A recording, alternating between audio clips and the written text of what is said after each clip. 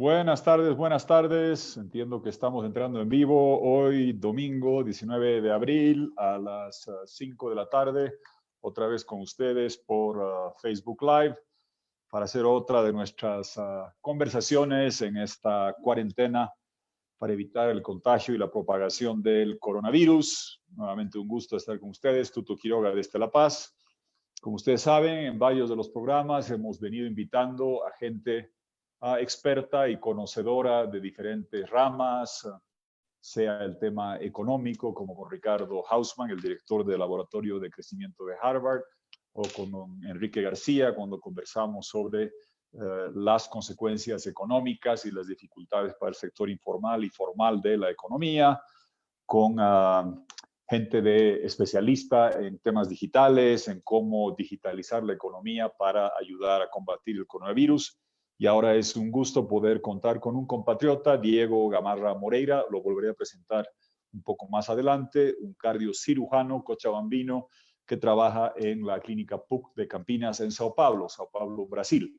Una ciudad grande, Brasil sabemos que es un país muy, muy grande y la ciudad de Sao Paulo es 2 veces prácticamente la población de Bolivia. Y queríamos hacer una sesión específicamente no con algún otro analista o alguien involucrado en diseñar políticas públicas o dar información, sino con un practicante, alguien que esté, como se diría coloquialmente, al pie del cañón. Más allá de su especialidad por el coronavirus, él está atendiendo horas y horas, está trabajando en unidades de cuidados intensivos en Brasil, y queríamos por eso tener la oportunidad de conversar con el doctor Gamarra, le diremos Diego cuando entre, porque está en un país que tiene, siendo más grande que nosotros, es más comparable desde el punto de vista sanitario, de atención de hospitales, de desarrollo de salud. Tenemos compatriotas en Canadá, en Estados Unidos, pero son países cuya penetración, cuyo diseño, cuyos sistemas de hospitales son radicalmente diferentes que los nuestros. Incluso los sistemas de España e Italia son diferentes que los nuestros, más allá de las diferencias siderales en capacidad y cobertura. Y lo segundo, porque si se ve la evolución de este coronavirus, que empieza en Asia, se pasa para Europa, hacia Estados Unidos, después va llegando hacia América Latina, podríamos decir, y Diego nos lo aclarará, que en Brasil anda unas semanas delante nuestro, y Brasil obviamente está, lo de Estados Unidos estaba unas semanas delante de Brasil, lo de España unas semanas delante de Estados Unidos y China. Entonces nos permite un poco avisorar qué es lo que va a suceder hacia adelante desde el punto de vista clínico. Por eso hemos invitado al doctor Diego Gamarra Moreira, reitero, un compatriota cochabambino joven que está al pie del cañón, y queremos esa experiencia directa de una persona que está atendiendo a gente con coronavirus, más allá, reitero, de las discusiones de políticas públicas. Antes de invitar a Diego, otra vez 19 de abril, empezando este Facebook Live, antes de empezar con él, algunos comentarios breves sobre de temas que han causado polémica o generado controversia, uno en particular que ha pasado en el Chapare y otro sobre el tema de los exámenes, de los testeos para la fase de cuarentena, que tiene que ver con la razón central por la cual todos estamos aislados en casa. Son dos temas que toco al principio antes de pasar a invitar al doctor Diego Gamarra. Primero, en lo del Chapare, es conocida mi posición sobre esta materia. En el Chapare, lamentablemente, se produce la hoja de coca que se destina a la cocaína. Más del 93-94% de la producción de la hoja de coca de la zona del trópico alimenta el circuito del narcotráfico, y esto lo ha corroborado una y otra vez el mismo expresidente Evo Morales cuando presentaba los informes de la Oficina de Naciones Unidas contra la Droga y el Crimen.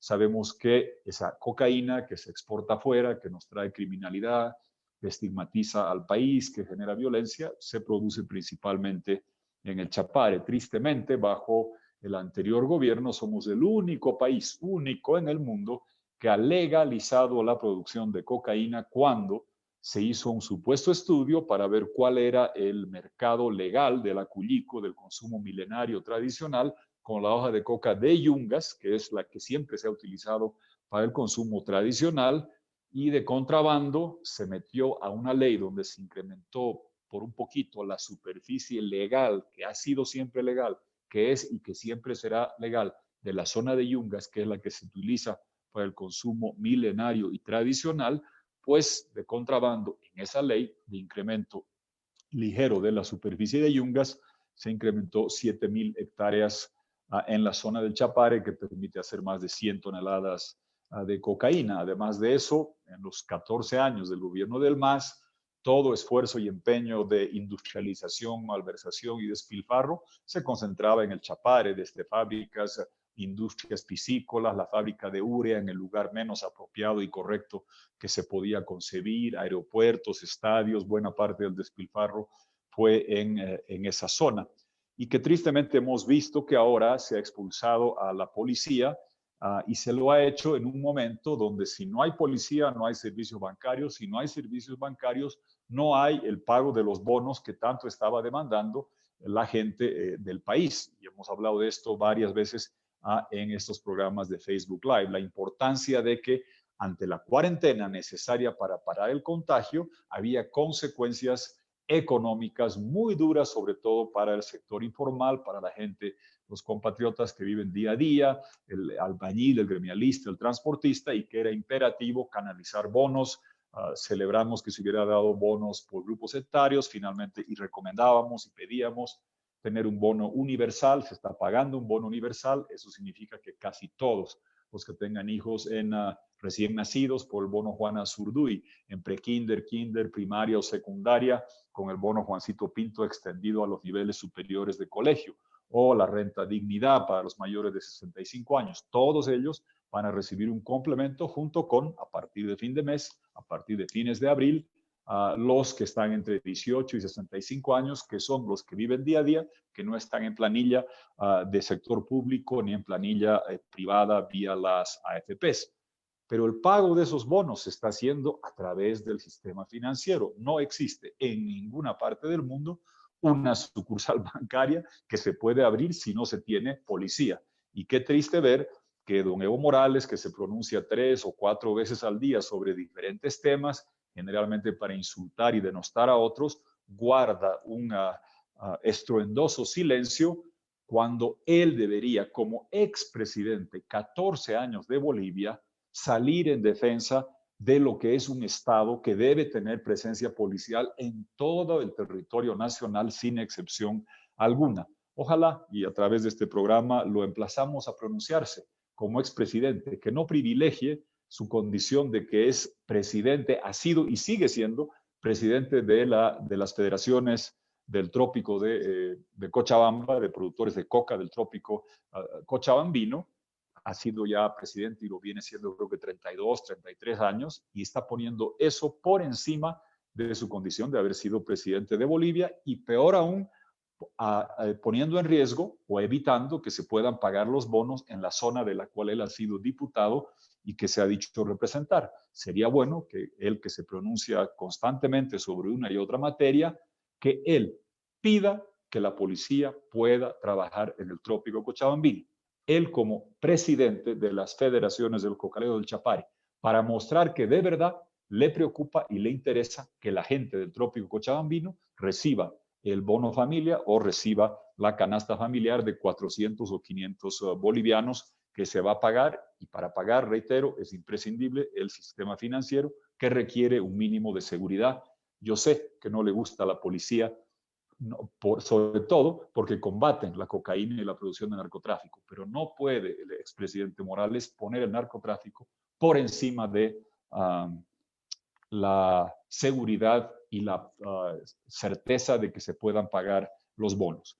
Paso rápidamente al tema de la cuarentena. A ver, nuevamente aquí en contexto, y no he visto entera, he visto partes de una conferencia que ha hecho el actual ministro de Salud. Primero, para que nos ubiquemos en el contexto de lo que estamos hablando. La cuarentena no es un fin en sí mismo, no es un fin en sí mismo para ver si el Estado tiene la capacidad de dar paliativos económicos al sector informal, vía tributaria, vía pagos de facturas de agua, luz, teléfono, vía la canalización de bonos, o vía la canalización de créditos, o vía el diferimiento de pagos en la banca. Ese no es el fin de la cuarentena. Esos son paliativos económicos que se está pagando producto de que la cuarentena tiene enormes consecuencias y dificultades económicas para el sector informal y formal, como lo hemos discutido, y la cuarentena es un medio para parar el contagio mientras se fortalece el sistema sanitario. Una cuarentena donde no hagamos masivas cantidades de tests, el sistema es el testear, el rastrear y el aislar. Testear quién tiene coronavirus, rastrear quiénes son la línea de contactos, parientes con quién ha estado la persona contagiada, para aislar a aquellos que estén contagiados. Ese es el objetivo de la cuarentena, uno de los principales objetivos de la cuarentena: parar la propagación mientras se identifica con testeos masivos, testeando, rastreando y aislando a aquellos que estén contagiados de coronavirus, y también el fortalecer el sistema sanitario, agregando, aumentando las unidades de cuidados intensivos, con más respiradores, con más centros donde se pueda recibir a la gente, para que cuando se vaya liberando la cuarentena y vayan a subir el número de contagios, el sistema sanitario tenga mayor capacidad para responder a estas dificultades. Es estéril una cuarentena en la que no se incrementen notablemente los testeos y no se fortalezca el sistema sanitario. Me refiero a esto porque alrededor del 23 de marzo, era un lunes, recuerdo que se armó una controversia. Yo preguntaba por qué había un solo laboratorio, cuántos reactivos había, cuántos exámenes se podía hacer por día. El anterior ministro de Salud dedicó una conferencia de prensa, sin nombrarme, pero para responder de que había no sé qué enorme cantidad, en fin, y era mucho sobre promesas de cuánto se podía hacer respecto a laboratorios, cantidad de exámenes y respiradores. Después hubo muchas contradicciones. Voy a ver después, más tarde, la conferencia entera del ministro de Salud, que ha señalado, ha reconocido que no hay suficientes exámenes, ha dicho que más adelante estaremos, no sabemos cuándo, en capacidad de hacer 1.300 exámenes por día. Ha hablado de 16 centros de aislamiento, de 25 hospitales dedicados, especializados. Sería bueno, voy a revisar si ha dado la lista, dónde están, a fin de tener la posibilidad en esos 25 hospitales, pasar de tener 25 con 770 camas y pasando a 40, no sé exactamente la fecha que es, hospitales con 1.580 aproximadamente camas. Ha hablado de que hay 3 laboratorios funcionando: La Paz, Cochabamba, Santa Cruz, que habrá 3 adicionales y algunos otros para nuevos exámenes.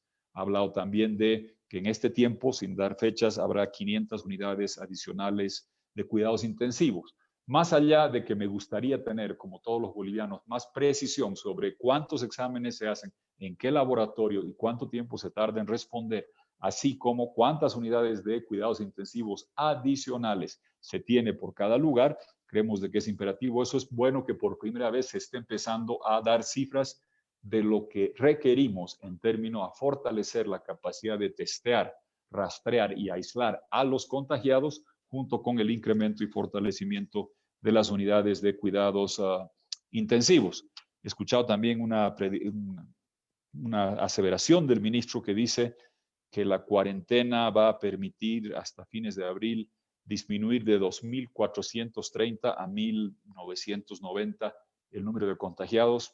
Francamente, me parece inverosímil, pues si el beneficio de la cuarentena es solo reducir esa cantidad, que es un 20%, me parece inverosímil respecto a experiencias de otros países, pero las contrastaremos más adelante. Creo que lo importante es, y hablaremos de esto con Diego, se habla mucho de cómo se va a ir aflojando, soltando, liberando la cuarentena. Y mucho se habla en función de fechas y de tiempos. Y creo que muy poco se habla en función de cuándo se ve una reducción del número de contagiados, que necesita un incremento notable del número de exámenes y test que se haga, y cuándo tenemos una capacidad para recibir y tratar a aquellos que están en situación muy delicada con unidades de cuidados intensivos. Vale decir, mientras más unidades de cuidados intensivos tengamos y más exámenes hemos hecho para tener identificada quién es la gente, es más fácil decir podemos salir de la cuarentena. Discutiremos eso también un poco con Diego y más adelante,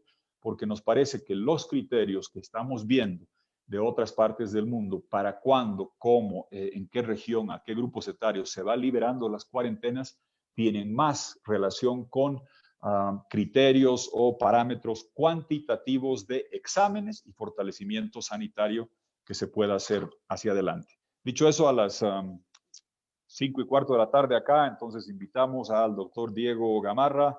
Lo voy a presentar, es joven, aunque bueno, tiene un poco, cuando lo vean verán, tiene un poco el problema que yo solía tener, parece menor de lo que es por la cara muy joven, tiene 34 años, es cochabambino de la Universidad Mayor de San Simón, un largo currículum, podríamos estar aquí un buen tiempo, ha estudiado en el Instituto Dante Passanese, espero haberlo pronunciado bien, de Sao Paulo, Brasil, también en el recontra prestigioso Albert Einstein de Sao Paulo, Brasil, quizás una de las clínicas, debe ser la más conocida clínica de América Latina. También ha sacado su título en cardiocirugía en Campinas, Sao Paulo, ha hecho especialidades en Canadá, trabaja en el Hospital PUC de Campinas, y no solo su especialidad es cardiovascular, pero por esto está dedicado, y nos lo explicará, mucho tiempo a las unidades de cuidado intensivo. Entonces queríamos conversar con él, como decíamos al principio, porque Brasil quizás es más comparable a nuestra situación que lo que puede ser España, Corea del Sur, Alemania o Estados Unidos.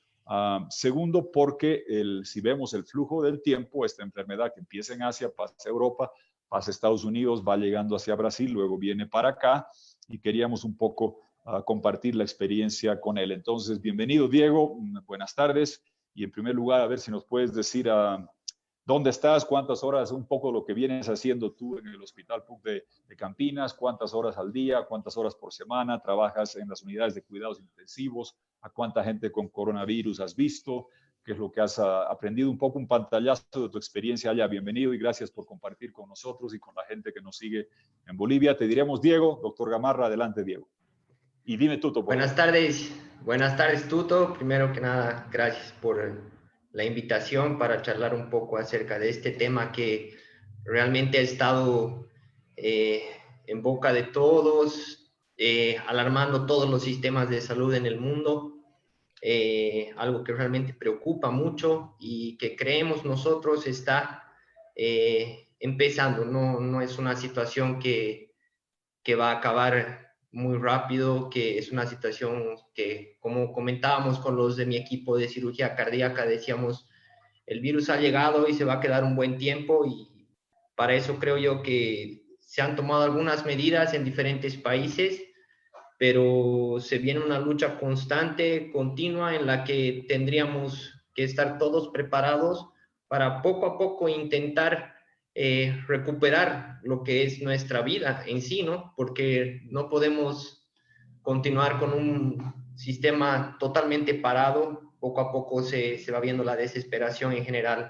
Un poco acerca de lo que yo hago acá, bueno, como lo dijiste, me formé en el Dante Passanese en Sao Paulo, hice una posgraduación en cardiología también en la Albert Einstein.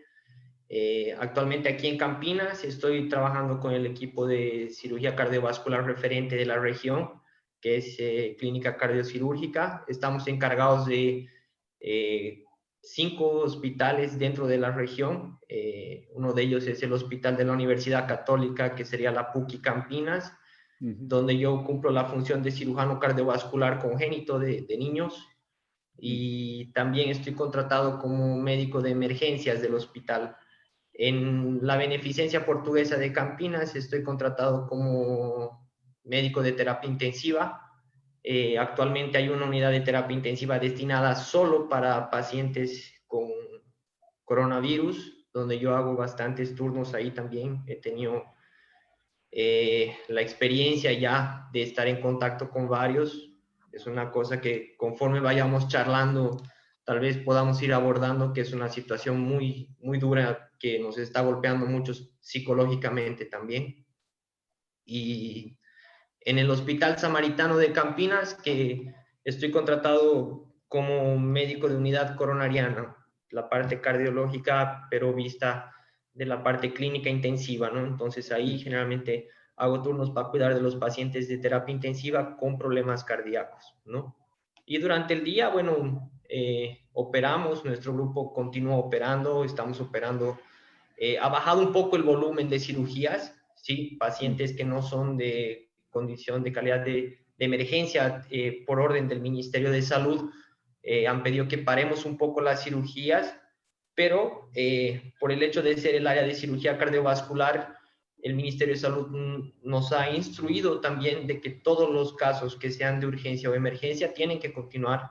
No se puede dejar de lado esos pacientes. Obviamente el sistema de salud no puede parar totalmente. Y ese es otro punto que tal vez valdría la pena abordarlo, porque creemos que ahí es donde se ve la principal complicación en los sistemas de salud a nivel mundial, ¿no? Porque... Sí. No, entiendo, Diego. Lo que te quería preguntar es más o menos, si tuviera que adivinar, diría que trabajas cuánto, 90, 100 horas por semana. ¿Cómo estás dividiendo ahora?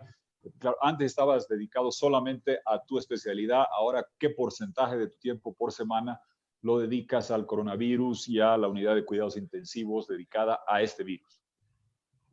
Generalmente hago turnos, unos 16, 18 turnos al mes de 12 horas. Que ahí estaría dedicados al coronavirus. Actualmente creo que la mayoría de los pacientes vienen con sospechas respiratorias, ya sea en la puerta de emergencias o en las salas de terapia intensiva. Están dedicando las salas de terapia intensiva para unidad respiratoria. Y durante el día, los días de semana, estamos con el volumen de cirugías normal. Ha disminuido un poco. Estamos operando unas 3 o 4 cirugías de niños de corazón a la semana. ¿Y a cuánta gente has tratado, a cuántos pacientes aproximadamente desde que ha empezado el tratamiento de esto en Sao Paulo? Bueno, el primer caso que ha habido en Sao Paulo ha sido en la segunda quincena de febrero. Y entonces ya estaríamos hablando que estamos con 2 meses aproximadamente de casos aquí. Y en Campinas, que es una distancia de 80 kilómetros de Sao Paulo capital, en mi hospital hemos recibido nuestro primer caso hace aproximadamente 1 mes y medio, o sea, 2 semanas de diferencia con Sao Paulo capital. Y es una paciente que llegó a terapia intensiva, tuvo que estar en terapia intensiva. Gracias a Dios no falleció. Pero, ¿qué es lo que comienza a pasar? En contacto con pacientes con coronavirus, yo creo que ya debo haber estado con más de unos 50 pacientes, 60 pacientes. Las primeras consultas en diferentes sectores, tal vez, que vale la pena también aclarar, porque en un nivel de una atención primaria, en emergencias, en el hospital de la Universidad Católica acá, en los turnos de servicio de emergencias, todo sintomático respiratorio llega a ser un caso sospechoso de coronavirus. Y de esos pacientes atendemos muchísimos. ¿Y cuántos confirman? A la fecha tenemos más de 20 casos, 30 casos confirmados solamente en el caso del hospital de la Universidad Católica de Campinas. Ahí, en la unidad de terapia intensiva de Beneficencia Portuguesa, que sería un nivel de fase 2 a 3 de la enfermedad, casos graves, está en contacto con unos 8 o 10 pacientes ya, y la situación no es para nada bonita. Es una situación muy dura, es una situación crítica que vale la pena tenerle mucho respeto al virus, la verdad, porque cuando da sintomatología en pacientes más jóvenes, se ve que tampoco respeta el tema de la edad, de factores que puedan agravar la enfermedad. He visto un paciente de 36 años que estaba evoluyendo con una evolución muy complicada, más de 9, 10 días en tubo, intubado, y no era una evolución favorable. Y eso es una cosa que llama la atención, asusta, y bueno, nos dice a todos los del área de salud tener muchísimo cuidado con el tema de los equipos, de la vestimenta, de tener los cuidados de la contaminación. Entonces son cosas que hay que llevar en consideración. Gracias, Diego. A ver, para quizás a la gente dar una idea de la escala, tú decías 15 o 16 días al mes trabajas turnos de 12 horas viendo coronavirus, más o menos saldría a ser 45, 47 horas por semana, y esa es la mitad de tu tiempo. Normalmente una semana de trabajo es de 40 horas y tú te dedicas 45 a 47 horas por semana, y esa es la mitad de tu tiempo a lo de coronavirus y la otra mitad sigues viendo la parte cardiológica. Es más o menos así. Pobre de ti. Sé que suena un poco pesado, exagerado, pero es un ritmo que muchos en el área de salud llevamos acá en Brasil. Es una cosa que es una parte en la que uno va avanzando en su área de especialización, en lo que vendría a ser mi área, cirugía cardiovascular, y yo voy subiendo conforme va avanzando la jerarquía, si da para hablar dentro del equipo.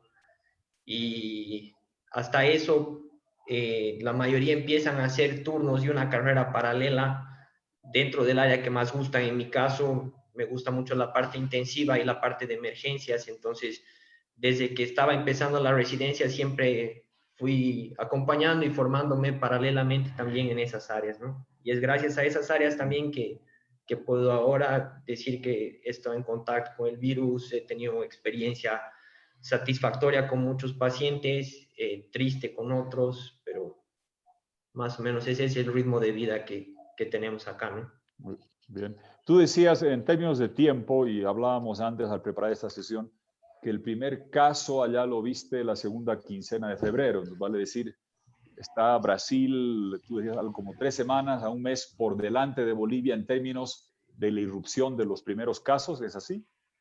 Sí, justo eso comentábamos ayer con un especialista de epidemiología de Cochabamba, que es muy amigo mío, Jerzy Mamani, que estamos con esa relación, una relación de unas 3 semanas. Brasil estaría adelantado en la curva de contagio unas 3 semanas referente a Bolivia. El pico en Bolivia Brasil respecto a España e Italia, que han sido tan sonados. es 3 semanas a un mes de diferencia también. Es como que viene 3, 3, 3 hasta Bolivia, ¿no? Ahora existe la parte de la cuarentena en Bolivia que fue rigurosa. Yo sé esto por mi familia, que sigue siendo. por amigos, que realmente ha sido muy estricta, que esto en Brasil no lo hemos tenido, que eso podría tal vez disminuir un poco el pico de casos y en ese sentido adelantar la curva de casos, llegando a un menor número de contagio en un tiempo más rápido, que se consideraría el pico epidemiológico, si da para decirlo. Y esto estaría siendo proyectado en Bolivia más o menos para la primera, segunda semana de mayo, ¿no? Primera, segunda semana, muy bien. Mencionaste un par de cosas que quisiera que aclares, sobre todo para la gente, algo escuchado de esto, pero para gente que nos esté escuchando. Hablabas de categoría 2, 3, cuando una persona tiene coronavirus. Explica un poco a la gente que no es especialista como tú, qué significa esto. Llega un paciente coronavirus 1, 2, 3, ¿cuáles son los síntomas? ¿Cuál es la gravedad? ¿Cómo es la evolución de esos indicadores? Sí, la tendencia ha sido a clasificar la enfermedad en 3 fases. Me voy a referir aquí un poco a lo que el Hospital de Clínicas de Ribeirão Preto publicó en un inicio y que eso se ha estado manteniendo también en conjunto con los diferentes hospitales aquí en Brasil. Es una primera fase que tiene una carga viral mucho más alta, detectable en el paciente con la prueba de diagnóstico que se está utilizando en Bolivia, que es la única liberada, la RT-PCR, donde los síntomas van a ser síntomas de gripe normales: tos, fiebre, coriza, a veces dolor muscular, malestar, dolor de cabeza. Coriza es cuando no puedes, cuando no puedes oler. Sí, no, coriza sería malestar de catarro mismo. Y estaríamos hablando con un síntoma de una gripe normal. En algunos pacientes se ha visto que se presenta diarrea con dolores abdominales. Esa sería una fase inicial, una primera fase, que es también donde se empiezan a ver los primeros síntomas. A partir del 5º o 7º día se ve toda esta fase, ¿no? Entre el día 7 y el día 10, después de haber estado en contacto con el virus, se ven los pacientes que entrarían a la segunda fase, que no todos van a esta fase, que se divide en 2, una clasificación A y una B, que va a depender mucho de la clasificación A, sería si el paciente está con falta de oxigenación, y la clasificación B si el paciente estaría perdón, la clasificación A sí estaría sin falta de oxigenación y la clasificación B sí estaría con falta de oxigenación, saturando bajo, ¿no? Aquí el virus empieza a hacer una curva descendente en el nivel de las secreciones, empieza a caer la carga viral y lo que empieza a subir es la reacción inflamatoria del paciente. Es esto que empieza a traer las principales complicaciones en nuestros pacientes con coronavirus, porque cuando sube la carga de respuesta del paciente hacia el virus, una respuesta inflamatoria totalmente descontrolada, se pasaría a la fase 3, que es la fase en la que el estado de respuesta inflamatoria es tan grande que lleva a los pacientes a terapia intensiva, se desarrolla un shock séptico como una respuesta infecciosa aguda muy grande, no responden a tratamiento, se ve pacientes que se quedan 7, 9 días, 10 días en ventilación mecánica. A nivel de terapia intensiva se está utilizando mucho la pronación, que es el paciente intubado, darlo la vuelta durante el periodo de la noche, 16 horas, dejarlo echado de barriga para ver si mejora un poco la expansión de la caja torácica a nivel posterior. Entonces, y se ven a veces pacientes que realmente no van bien, no están yendo bien, no tienen una buena respuesta. Y es todo en esa fase 3 que se consideraría a partir del día 10, 11, que son los pacientes que tienen una respuesta inflamatoria descontrolada, ¿no?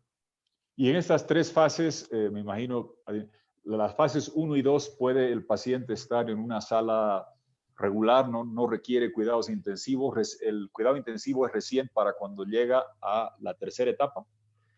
La fase 2, cuando tiene una evolución con mucha falta de oxígeno, en la que no respondería a catéter de oxígeno, punteras nasales, aumentar los litros de demanda de oxígeno para el cuerpo. Si este paciente no responde a ese tratamiento, a esas medidas no invasivas que nosotros llamamos, y creemos que va a ir empeorando, ahí es una decisión muy personal, tal vez, que varía de cada médico en el momento de la atención de emergencia.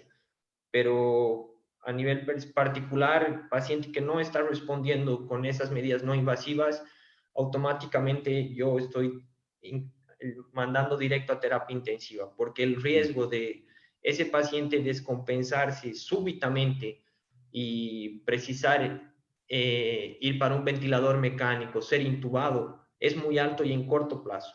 Y ahí entramos con un riesgo mayor, que es las condiciones de la intubación, si van a ser hechas en una sala de emergencias, son totalmente diferentes a una condición de una intubación en una sala de UTI, mucho más tranquila, con tiempo para el personal de salud prepararse, paramentarse y tener los cuidados necesarios para evitar un contagio posterior, ¿no? Está bien.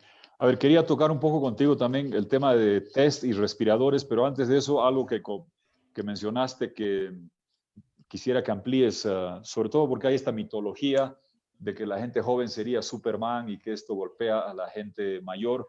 Y tú hacías referencia a que si hay una persona de tu edad, de 30 y tantos años o menor de 40 años, pero que tiene problemas respiratorios, obesidad o diabetes, es tan susceptible de caer en garras del coronavirus y perder la vida como una persona mayor. Quizás si podrías ampliar un poquito respecto a la experiencia de lo que has vivido allá con los pacientes.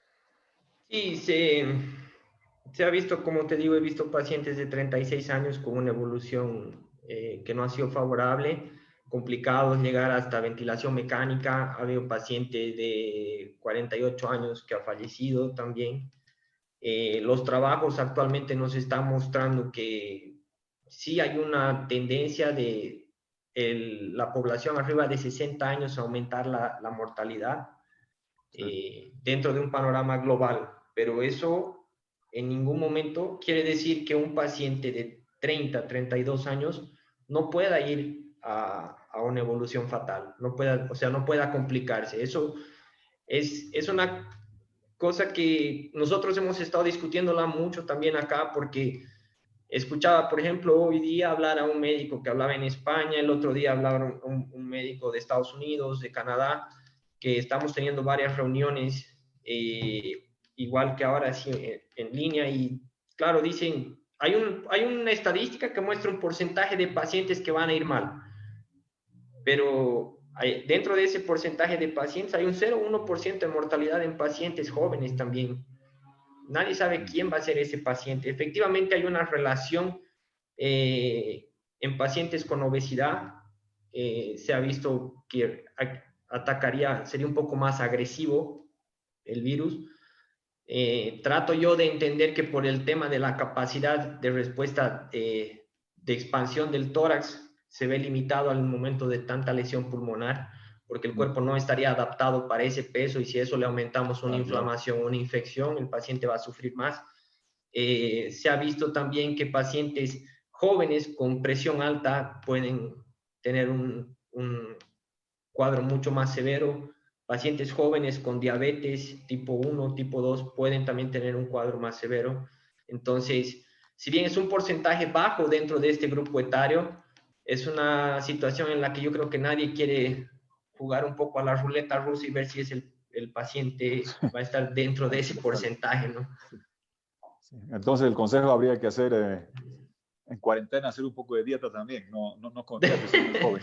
Sí, yo creo a que ver, sí, para aquellos que a veces en cuarentena dicen hay que seguir, que claro que es inevitable, algunos que pueden comer de más. A ver, un poco quisiera tocar contigo temas que aquí, claro, están causando mucha discusión. El tema de los tests, la disponibilidad de los tests, un poco que nos empieces aclarando qué clases de exámenes hay, cuáles son los que más, los que más te ayudan a ti en lo que estás haciendo, y si en la experiencia tuya de lo que ves en Sao Paulo existe una limitación respecto a la cantidad de test. Vale decir, se está haciendo alguna suerte de racionamiento, de decir vayamos administrando porque tenemos pocos, o ya en Sao Paulo están con una disponibilidad de reactivos y laboratorios donde más bien se está avanzando en profundizar, porque los números, te pregunto esto porque yo, bueno, hay una suerte, hay varias referencias, worldometers.info o worldometers.info en castellano, que muestra, pueden entrar a ver todos los datos de cada país, y yo veo Bolivia por billón de personas, 306, con los datos que quizá no están actualizados al día de hoy, 306 test por millón de habitantes, muy bajo comparado con otros países. Perú 4.360, Chile 6.000, Ecuador 1.800, Colombia 1.200, y Brasil lo veo que también es muy bajo, 296. ¿No? Sí. Explícanos un poquito qué clases de exámenes existe, y si hay, háblanos un poco de la parte cuantitativa, si hay restricciones, si hay carencias que estés viendo en Sao Paulo, y según lo que hemos escuchado, si ves que eso también puede pasar en Bolivia.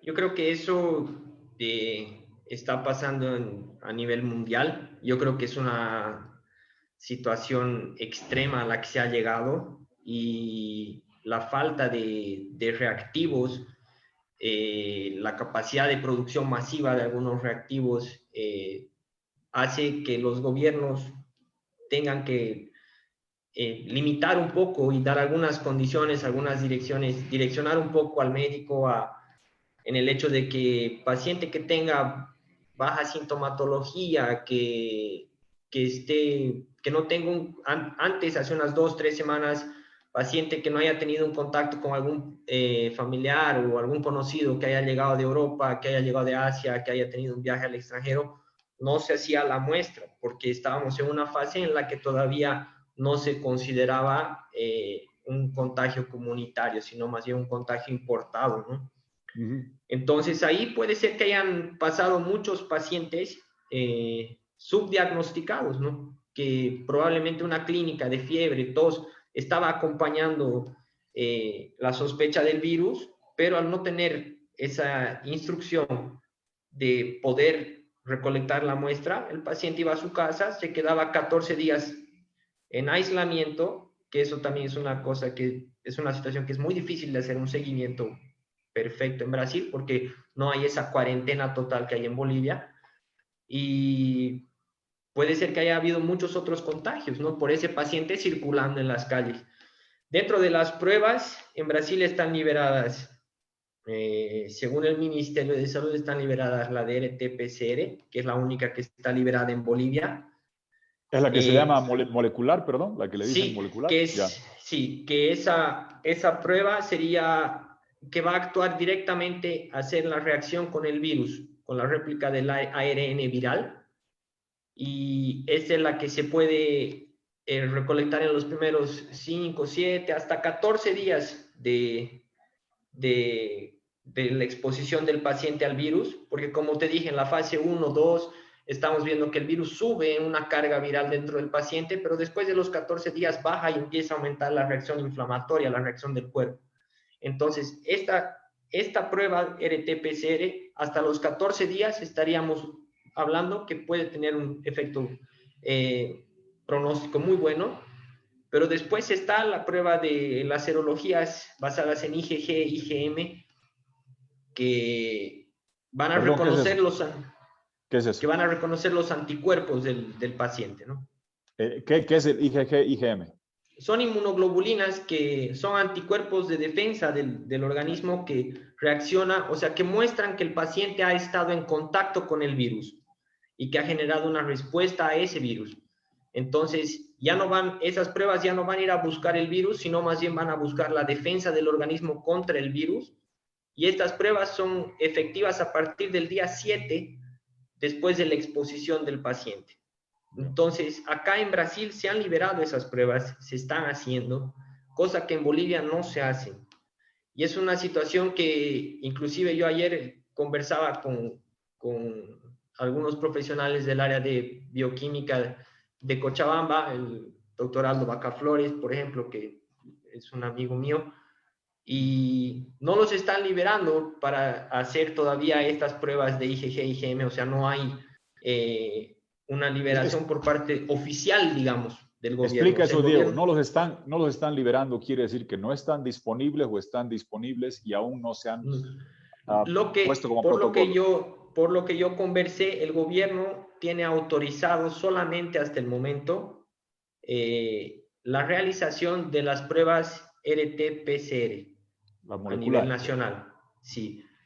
Las pruebas de inmunoglobulinas IgG, IgM no están siendo realizadas en Bolivia y están charlando, inclusive mi amigo de epidemiólogo también me conversaba un poco y me decía que están intentando que esas pruebas sean liberadas, que comiencen a utilizarlas, porque ya estamos pasando una etapa en Bolivia, creo yo, donde ya han habido bastantes pacientes expuestos. Entonces, puede ser que un paciente que tenga 20, 21 días de exposición al virus, se le haga una prueba RT-PCR y salga negativa. Pero eso no quiere decir que ese paciente no tenga todavía el virus, claro. Y se han visto trabajos, si bien se habla mucho de que el contagio sería solo hasta los 14 días, han habido pacientes, han habido notificaciones de casos en China, en Europa, que se dé una sospecha de pacientes que podrían estar contagiando hasta los 21 días, 24 días, o sea que es una situación que todavía no está 100% esclarecida, no está 100% clara. Entonces, yo creo que liberar esas pruebas de IgG, IgM para Bolivia ayudaría mucho hasta para desconcentrar un poco la demanda de RT-PCR, o sea, si nosotros tuviéramos en Bolivia más opciones y se tuviera más opciones de pruebas, no habría que estar corriendo atrás de RT-PCR, que está saturado el mercado de demanda de esa prueba, y se podrían comenzar a producir otras pruebas laboratoriales que ayudarían un poco más en los diagnósticos de pacientes, ¿no?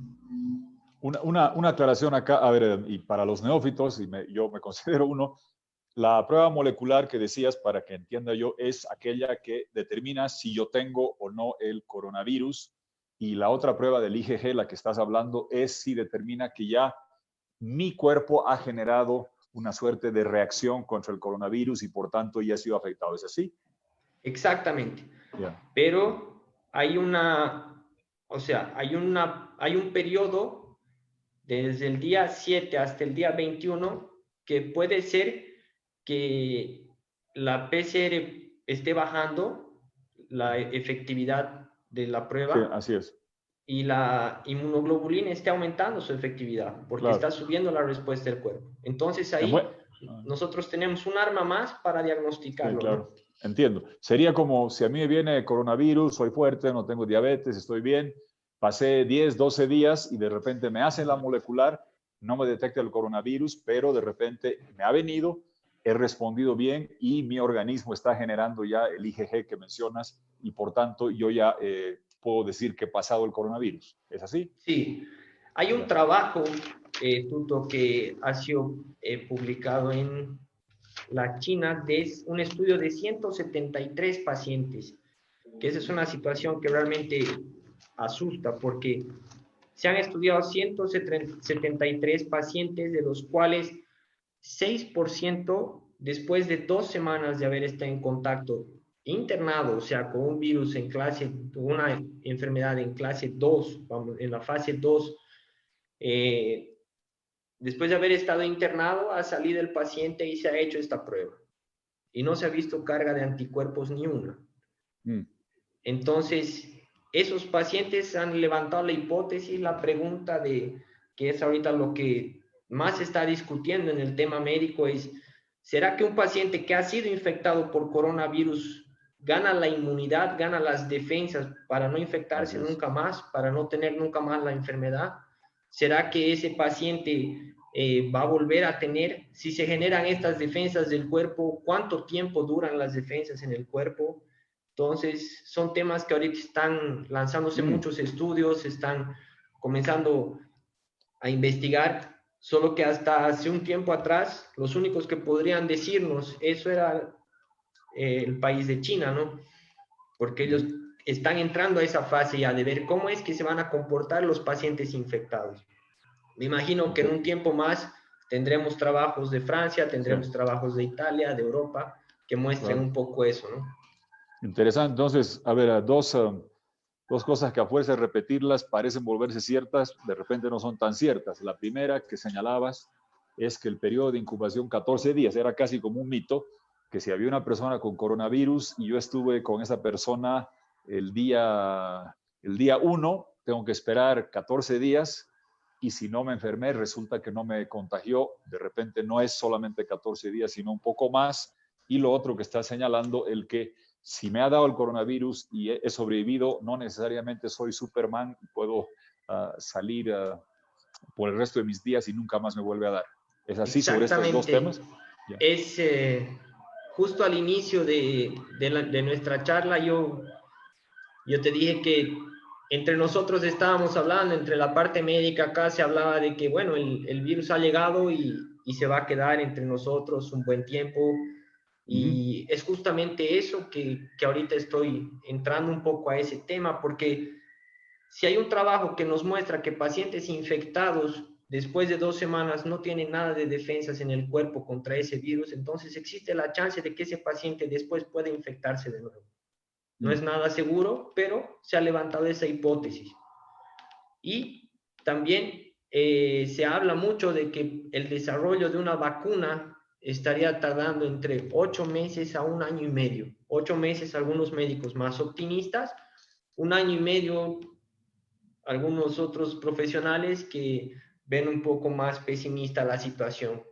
Ante eso es lo que creo que nosotros tendríamos que tomar medidas de ver qué es lo que se va a hacer, porque, y esto yo lo hablo tanto al nivel profesional, lo hablo a nivel de gobierno, que yo no tengo nada que ver en la parte política, pero también se están tomando medidas, me imagino, en todos los países, y se tiene que ver también a nivel de las personas, de la población en general, porque perfecto, se ha tomado la iniciativa, se va a hacer una cuarentena en Bolivia, 10, 15, 20, 30 días, el virus va a seguir. Se está eliminando un poco la parte de contagio masivo, perfecto, pero esa ventana que se ha generado de disminución de contagio tiene que servir, y espero que esté siendo así, para que el sistema de salud se resguarde, tome las previsiones necesarias para el día de mañana, si se levanta una cuarentena, se empieza a volver poco a poco a la vida cotidiana, tenga ese respaldo de que el sistema de salud no va a colapsar. En Brasil, en Sao Paulo, el boletín epidemiológico que ha salido esta última semana muestra que Sao Paulo estaría con 53% de la capacidad de UTI, de terapia intensiva utilizada. Entonces, todavía hay una reserva de 47% y estamos con 4 semanas adelantados que Bolivia, ¿no? Y ya estamos con eso. En Bolivia, Santa Cruz ya está colapsando. Entonces, si no se toman esas medidas a corto, mediano plazo, el momento de levantar la cuarentena, la tasa de contagio va a aumentar y podemos estar con una catástrofe sanitaria, ¿no? Así es. A ver, un poco de eso, háblanos, que hablaba yo eso al principio. ¿Qué se está haciendo allá en Sao Paulo para fortalecer o mejorar la capacidad sanitaria a través de unidades provisionales de cuidados intensivos o de terapia intensiva, respiradores adicionales? ¿Cómo se está incrementando y mejorando la capacidad de atención para responder al pico que llegaría más adelante? Y en Bolivia estamos todavía más rezagados. Entonces, danos una idea de qué se está haciendo allá. En Sao Paulo se ha montado, por ejemplo, en Sao Paulo capital, a 80 kilómetros de acá, se han montado 2 hospitales, uno en el estadio de Pacaembu con 200 camas y el otro en el estadio de Añembí con 2.000 camas. 2.000. ¿Y sí, terapia intensiva? ¿Y cuidados intensivos? Todas esas camas estarían destinadas, o sea, es un hospital montado dentro de un estadio, ¿no? Con el objetivo de que funcionen como terapias por lo menos intermedias. O sea, sí van a tener ventiladores, ya están funcionando, están ahorita, el Pacaembu está con 86 pacientes, Añembí está con 54 pacientes, el Hospital de Clínicas de Sao Paulo está con todos sus ventiladores funcionando. Parece ser que el Hospital de Clínicas sí estaría un poco más saturado, con una capacidad del 80%, 90% ya. Aquí en Campinas no hemos tenido todavía esa saturación. Se está empezando a ver, sí, mucho más pacientes, está empezando a llegar con mucha más frecuencia. Pero medidas, bueno, se han montado hospitales, se está invirtiendo 30 billones de dólares que ha invertido el gobierno en equipamientos, que eso igual, están con la misma situación que Bolivia, o sea, se han hecho los pedidos para los equipamientos, para los test. La Unicampi, por ejemplo, que es una de las universidades estatales acá, está realizando ya el desarrollo de 10 millones de pruebas rápidas para distribuir dentro de la región que cumplirían la función de cubrir una demanda aproximadamente de unos 5 a 10 millones de personas también. Entonces, se está haciendo... Perdón, Diego, ¿manufacturando eso en Brasil? En Brasil. En Brasil. En Brasil. Se ha instruido también la parte de la cloroquina, hidroxicloroquina. El gobierno ha mandado al ejército, a la parte de salud del ejército, a hacer una producción masiva de cloroquina, hidroxicloroquina también.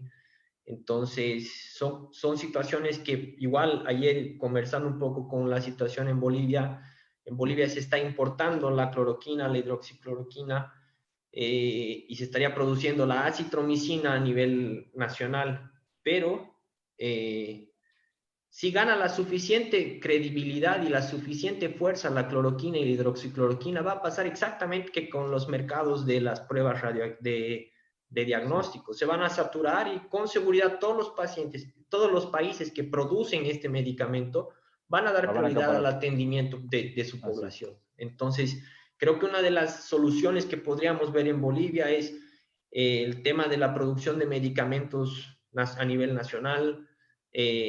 Mucho se tiene que resguardar con el tema de los ventiladores mecánicos. Aquí solamente para el nordeste se han destinado 15,000 ventiladores mecánicos. Campinas, que tiene una población parecida a Cochabamba, estamos con 460, 500 ventiladores mecánicos solo para COVID. Cochabamba está con 60 ventiladores mecánicos para el coronavirus. Entonces, es una diferencia grande que yo creo que eso, con el pasar de los días, tiene que irse subsanando, tiene que tomarse el resguardo, las medidas necesarias, ¿no? Hay una situación que... No, perdón. No, sí, perdón. Hay una situación que yo no sé si esto viene muy de mi cabeza, tal vez, por lo que yo veo acá. En Brasil funciona mucho el tema de los seguros de salud privados, y por ejemplo, aquí el Hospital de la Católica de Campinas, de Sao Paulo, tiene un 50-60% del volumen de ellos es seguro, asegurado, y otro 50% sería el SUS, ¿no? Que es el Seguro Universal de Salud, que vendría a ser la parte pública. Están trabajando todos de una manera conjunta, están trabajando todos articuladamente porque los convenios están aceptando ya dentro de sus eh, coberturas lo que vendría a ser el coronavirus, porque es una realidad que no es pasajera, es una realidad que se va a quedar, que va a durar. Entonces, los seguros ya están considerando eso. El Hospital Samaritano es 100% dependiente de seguros, no es estatal, y ya tiene una terapia intensiva destinada específicamente para coronavirus. Han destinado muchos cuartos, casi 100 camas solo para coronavirus. Entonces, creo que esa es otra medida que a corto plazo debería discutirse en Bolivia, que los hospitales particulares también deberían tener este resguardo, deberían tener áreas destinadas y deberían también estar ayudando para que no colapse el sistema de salud público. Bien. Déjame, Diego, aquí voy a leerte, están llegando varias preguntas que me están pasando, te voy a leer unas cuantas acá. Una de Ricardo Caballero habla de que las medidas preventivas, cuarentena y otras ayudan a estirar la curva de infección en Bolivia, teniendo en cuenta que aún no hemos llegado al pico más alto. Sin embargo, no sabemos si estas medidas nos ayudarán a reducir la curva cuando se encuentre en su punto más alto. Pregunta Ricardo en esencia, en base a esta introducción, ¿qué medidas se tendrían que usar para reducir la curva? Bueno, ahí es la labor principalmente de la parte de epidemiología, concientización en la parte de salud pública, creo que es fundamental y aquí se ha estado hablando mucho, concientizando mucho en medios de comunicación, en todo, o sea, se invirtió mucho dinero en el tema de higienización de las manos, máscaras. La demanda de máscaras en Sao Paulo, por ejemplo, los barbijos, las máscaras faciales, han aumentado en 500% en un mes. O sea, se ha disparado totalmente la compra de máscaras, de alcohol en gel. Entonces, distancia social, lamentablemente, hasta que esto no tenga cura, tenemos que mantener el metro y medio de distancia entre una persona y otra, ser respetuosos. Creo yo que tenemos que ser muy respetuosos con el prójimo porque al momento de ir al mercado tenemos que mantener esa distancia. Al momento de salir a la calle se tiene que respetar esa distancia. Tenemos que ser conscientes, creo yo, con las personas arriba de 60 años. Creo que ya llegó un punto en el que tenemos que cuidarlos a ellos y tenemos que usar esas medidas. Principalmente sería, yo creo, para evitar el contagio, sería el tema de la salud pública, ¿no? Aseo de manos, higiene, limpieza de superficies y Aquí, medidas de protección. gracias, Diego. Aquí Jorge Orlando Vera hace una pregunta que te quería hacer respecto a algo que mencionaste al principio de la temporada. Siempre escuchábamos en febrero en Estados Unidos, en España, en Italia, en el hemisferio norte, hablar de que con el advenimiento del verano y el clima más cálido se podía reducir. Y yo pensaba, caramba, qué grave vivir en el hemisferio sur, porque nosotros vamos en el sentido contrario, nos van a empezar a llegar los picos cuando empieza a enfriar. Y sé que Sao Paulo no enfría tanto, aquí ha habido nevadas. Y Jorge Orlando Vera justamente pregunta eso. Dice, en el invierno el 20% de la población tiene enfermedades respiratorias no relacionadas al coronavirus, lo que podría ocasionar un colapso del sistema de salud. Por esa razón, los test masivos son esenciales. Si podrías, en función a esta inquietud de Jorge Orlando, comentar el tema de la temporalidad y que acá va a coincidir que llega la época de invierno y que van a llegar los resfríos normales, los H1N1 y los propios de la temporada de invierno. Sí, vamos, me voy a respaldar un poco con números acá para que tengamos un panorama un poco más claro de lo que se ve aquí en Sao Paulo. El boletín epidemiológico igual de aquí, liberado la anterior semana, nos muestra que por coronavirus tenemos en Sao Paulo actualmente perdón, en Brasil, a nivel Brasil, tenemos 7.400 pacientes internados. Por el virus de influencia, 834. Por otros virus, 1.034. Síndrome respiratorio agudo específico, tenemos 15.624 pacientes. Síndrome respiratorio agudo en investigación, estamos con 38.000 pacientes. Y esto está comenzando, porque estamos aquí entrando a la parte de invierno. Es lo que decía perfectamente la persona que hizo el comentario. Sí. Es lo que tenemos que entender todos. El sistema de salud no puede parar. No es que el mundo ha parado por el hecho de entrar en cuarentena. Las otras enfermedades van a seguir viniendo y van a cumplir su curva normal que se vienen realizando cada año. O sea, la incidencia anual de influencia ya está establecida hace mucho tiempo. La incidencia de pneumonías bacterianas también ya tiene una curva que todo el mundo ya tiene que prever anualmente. Por ejemplo, aquí en el hospital de Campinas ya se separan las camas. El año pasado se separaron las camas porque ya sabía que iba a haber un 50% de ocupación de las camas de UTI por pacientes sintomáticos respiratorios y no existía el coronavirus. Entonces, si a eso le aumentamos la internación que están teniendo estos pacientes, realmente el sistema de salud puede colapsar. Y necesitamos muchísimo reforzar en esa parte. Me decían que la expectativa en Cochabamba es llegar a 100 ventiladores destinados solo para coronavirus. Mira, Tuto, yo estoy viendo aquí en Campinas una población parecida, estamos con 500 ventiladores y estamos con miedo de que realmente colapsemos también. Entonces, sí, es una situación que realmente asusta, ¿no? Sí. A ver, más preguntas. Tengo aquí J. Danilo, dice, el porcentaje de crecimiento de infectados de las cifras que has visto en Bolivia en Worldometers, ¿vamos bien? ¿No vamos bien? ¿Cómo ves eso? Bueno, el criterio que siempre manifiesto es, estaría más tranquilo si no tendríamos restricción de test, pero ¿cómo ves tú la evolución del crecimiento de infectados?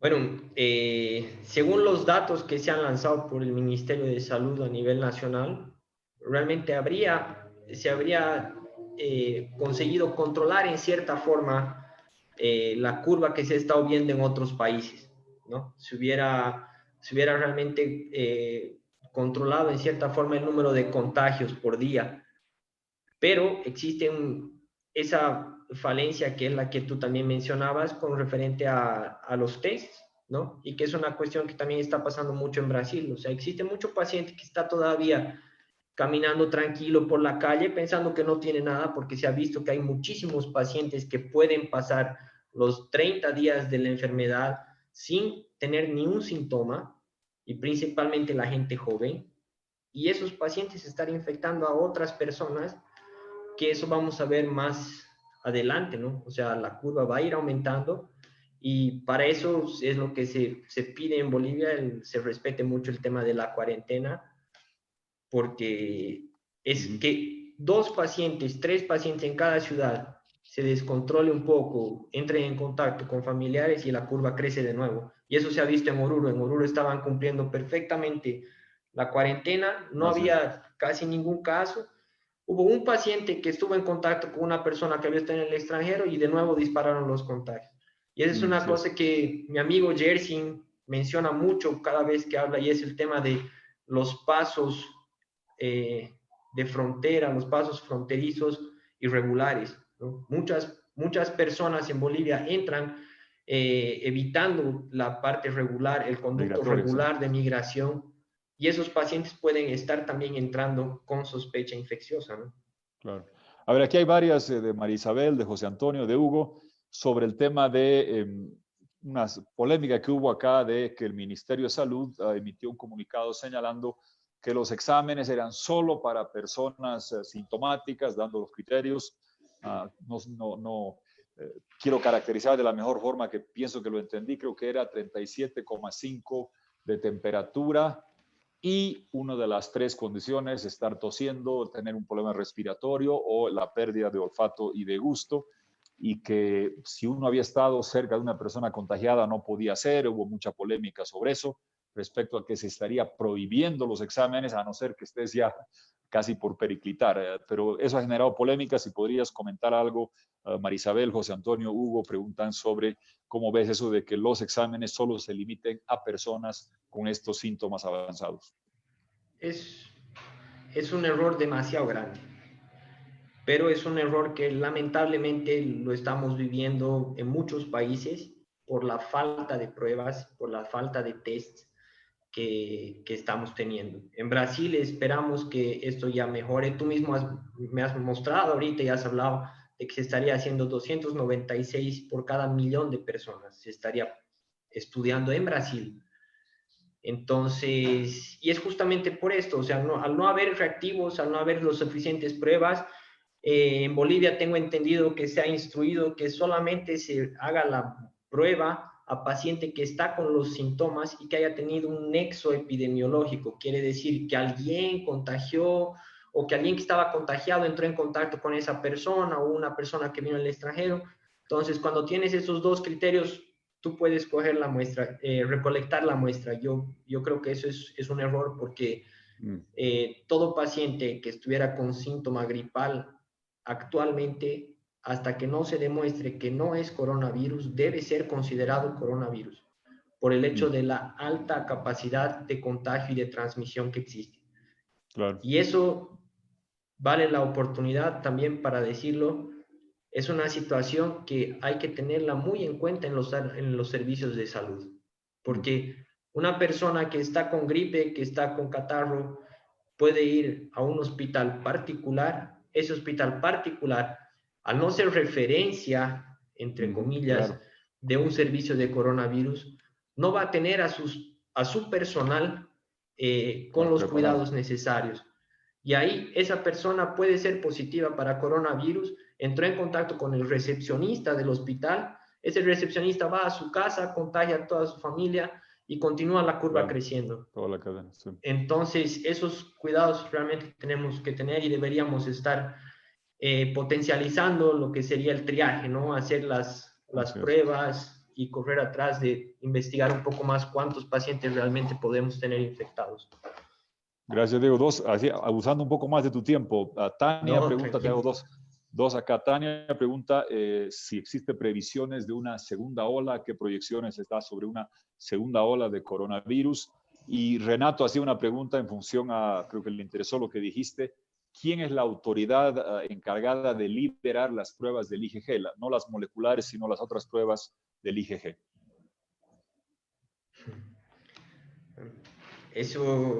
Ese tema es entrar un poco más en detalles que yo no estoy viviendo directamente en Bolivia, entonces tal vez sería un poco irresponsable de mi parte yo decir quién estaría encargado actualmente de liberar esos tests, ¿no? Me imagino que debe haber un comité encargado de analizar la parte del coronavirus en Bolivia y me imagino también que ya deben estar trabajando en ese aspecto. Yo lo doy como sugerencia, sí, que deberían ser liberadas esas pruebas para ayudar un poco, como ya dije, ¿no? A aumentar las opciones de diagnóstico. Muy bien. Segunda ola. Referente a la segunda ola, justo estaba viendo un trabajo que igual salió creo que el 14 de abril, estamos en 19, sí, el 14 de abril, un trabajo, ni siquiera es un trabajo, en realidad es una entrevista que se hace y que se ha publicado en New England Journal of Medicine, que a una médica de China, en la que ella pide a todos comenzar a compartir toda la información para ver qué es lo que se esperaría si hubiera una segunda ola de coronavirus, qué es lo que se estaría empezando a hablar ahora, ¿no? Y que puede ser probable, ¿no? Es una pandemia, es una crisis mundial que puede tener, sí, y peor si se está viendo pacientes que no han desarrollado tal vez esa defensa, si no se sabe si el paciente va a tener una inmunidad permanente, entonces sí podríamos hablar de una segunda ola que esperemos nos encuentre más preparados, ¿no? Aquí rápido te hago otras. Amanda y Violeta preguntan de la hidroxicloroquina. Violeta dice si disminuye en la fase 1 la probabilidad de requerir intubación, y pregunta Amanda si es la medicina esta que se toma para el lupus. La cloroquina se utiliza más principalmente para la malaria, hidroxicloroquina para malaria en pacientes con lupus también puede ser utilizada. Sin embargo, hay estudios que se están realizando de lo que sería una toma de la cloroquina dentro de los primeros 5 días de exposición al virus. Y no existe nada ahorita que nosotros podamos afirmar que esté realmente de una forma oficial. En Brasil, que Brasil ha sido uno de los países que más está promocionando el uso de este medicamento, en casi todos los protocolos de los hospitales de Brasil está incluida la cloroquina como tratamiento o hidroxicloroquina. Hubo un trabajo que ha sido muy discutido, que inclusive se levanta mucho realmente si qué tan evidente fue de un servicio de salud de acá, que hizo un estudio con pacientes dentro de estos días, dentro del primero a quinto día con cloroquina, de la exposición del virus, que sí, ellos han mostrado una efectividad, una reducción en la tasa de complicaciones de hasta un 3%, pero no hay nada oficial en este sentido, Tuto. O sea, todo actualmente está en estudios, se está investigando. Hay reportes de casos en Sao Paulo que sí dicen que efectivamente la cloroquina ha ayudado a muchos pacientes, principalmente tratándolos antes de que entren en la fase 2 de la fase donde entraríamos con problemas de respiración aguda. Sin embargo, no es nada oficial, entonces creo que tenemos que esperar. Lamentablemente nos toca esperar y ver que los próximos trabajos van orientándonos, ¿no? Gracias. Aquí llegando al final, a Hugo y Marisabel preguntan, a ver, algo elemental.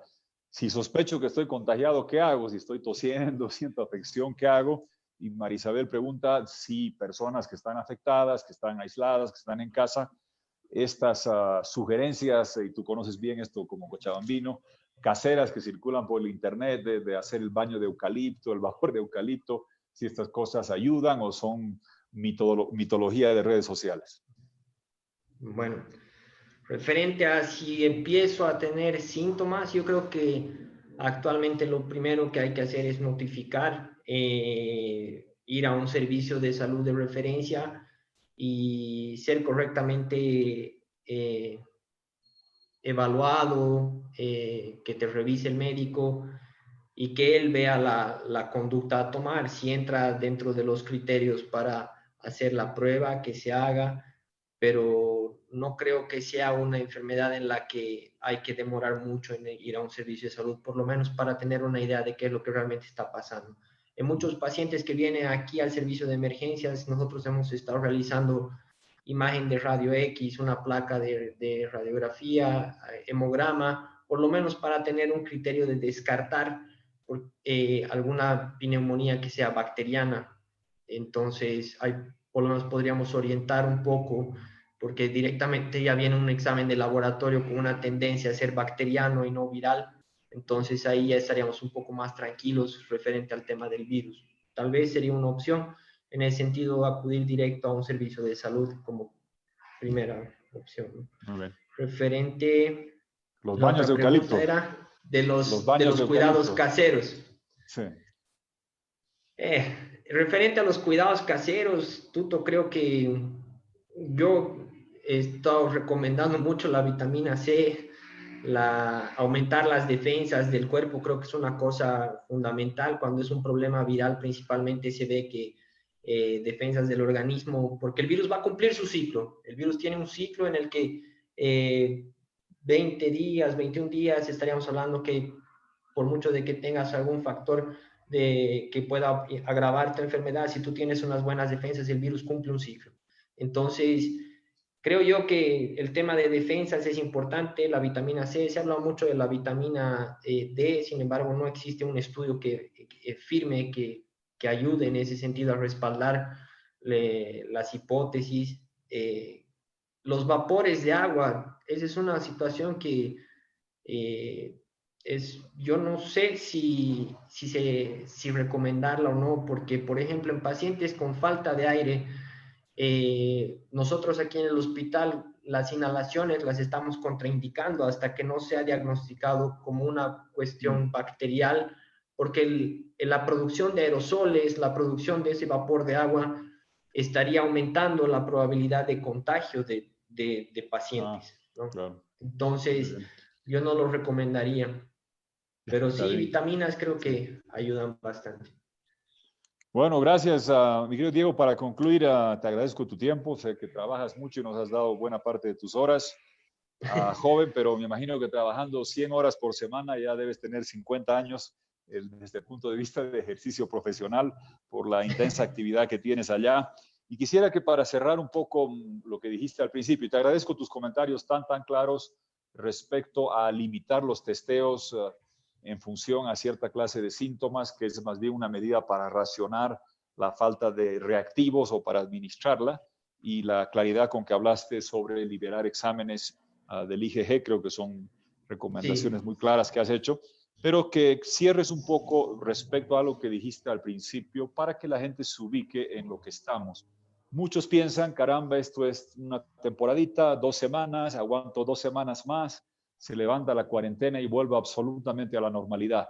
Tú hablabas que la variable que va a determinar cuánto tiempo vamos a vivir con esto es el tiempo que demoremos en tener una vacuna o una terapia absolutamente exitosa que va, según tú lees y comentas y hablas con la gente que está trabajando en el desarrollo de estas vacunas, por lo menos 8 meses, si no más allá de un año. Entonces, algunas ideas o reflexiones finales tuyas respecto a que esto no es algo que termina el 30 de abril ni el 15 de mayo, sino que es algo que va a demorar bastante tiempo, y sobre eso tus reflexiones también sobre qué va a suceder si vamos a tener que seguir viviendo con esto en el hemisferio sur, en Argentina, en Chile, en Paraguay, en Uruguay, en Bolivia, cuando llegan meses de junio, julio, con mucho más frío, donde incluso es de rutina suspender o ampliar las vacaciones de invierno para los niños por el frío, como tus reflexiones sobre la dificultad de tener que lidiar con las enfermedades respiratorias propias de un invierno duro, ahora acrecentadas o incrementadas, o si se quiere, exacerbadas por el tema del coronavirus. bueno, referente a si el virus se va después de la cuarentena, garantizo que no se va a ir. No es que acabó la cuarentena y todo va a volver a la normalidad. Tenemos un 2020 que va a ser un año que va a quedar marcado en la historia. Siendo así, nosotros, por ejemplo, estamos volviendo poco a poco a aumentar el volumen de cirugías. Hay un trabajo, por ejemplo, de la Sociedad China de Anestesiología que está hablando de anestesio, que está hablando para tener todos los cuidados referente a la intubación de pacientes de cirugía cardíaca, porque no puede parar, tener todos los cuidados con los ventiladores, sistemas herméticos cerrados para que no haya mayor contagio de personal de salud. Entonces, todo tiene que continuar. En el área de salud, todo tiene que normalizarse poco a poco, pero para eso tiene que haber efectivamente un sistema de salud por atrás que tenga la capacidad de absorber eso. Entonces, creo yo que sí, va a durar un año y medio, vamos a tener que adaptarnos. Creo que nosotros durante mucho tiempo hemos hecho que el mundo se adapte a nosotros, ahora nos está tocando jugar del otro lado de la cancha, ¿no? Entonces, Muy bien. nos toca a nosotros adaptarnos a esta nueva condición y aprender a vivir con eso. Y ser responsables, sí, pero también tenemos que perderle el pánico a la situación que está pasando. Creo yo que si tenemos todos la conciencia de hacer los cuidados de limpieza, de aseo, de la distancia todo el tiempo, creo que si nos volvemos mecánicos en ese sentido, estaríamos disminuyendo mucho el tema de contagio y se podría poco a poco volver a la normalidad. Referente a las vacaciones, el año escolar, el tema de invierno es una situación que Bolivia va a empezar a atravesar en estos meses.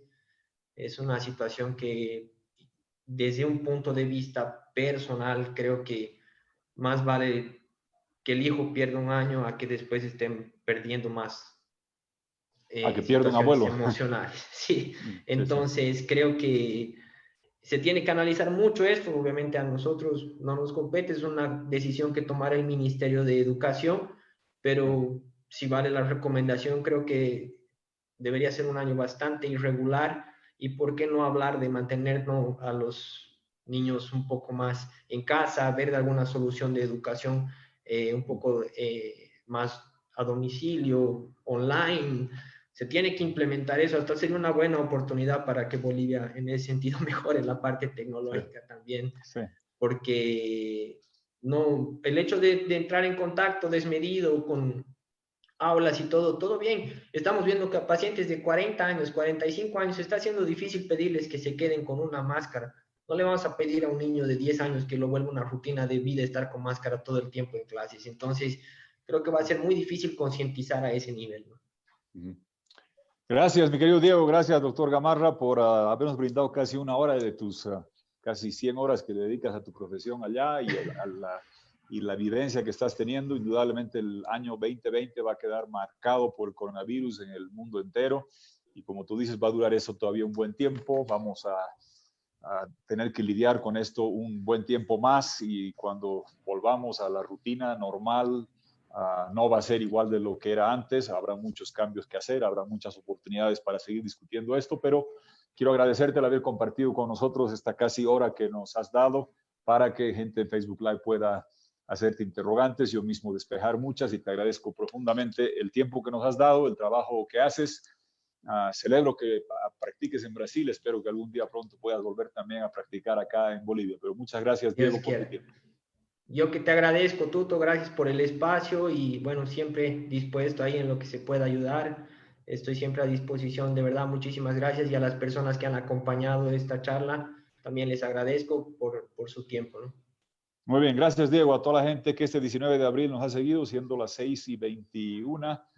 Cerramos la sesión agradeciendo a Diego y que siga trabajando muy bien, duro y fuerte allá. Gracias, Diego. Gracias a todos, a los amigos, amigas que nos han acompañado en esta sesión de Facebook Live. Adiós. Chao, chao. Chao, chao.